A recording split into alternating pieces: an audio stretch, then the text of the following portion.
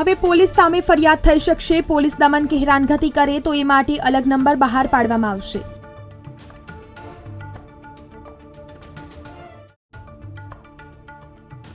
અમદાવાદ શહેરના પશ્ચિમ વિસ્તારમાં શનિવારે સાંજે અને રવિવારે સવારે પાણી નહીં આવે। વીજ સબસ્ટેશને બંધ કરવાનું હોવાથી પાણી કાપ રહેશે।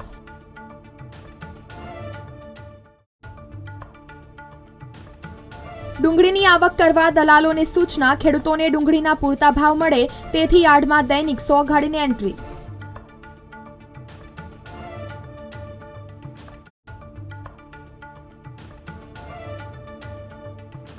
મુસાફરોની સુવિધામાં વધારો। શનિવારથી રાજકોટથી અમદાવાદ જતી 250 એસટી બસ દરરોજ હિરાસર એરપોર્ટ ઊભી રહેશે। ભાડું અંદાજે 50 હશે। પરીક્ષાના ફોર્મ ધોરણ 12 સામાન્ય પ્રવાહની પરીક્ષાના ફોર્મ લેટ ફી સાથે 6 જાન્યુઆરી સુધી સ્વીકારાશે।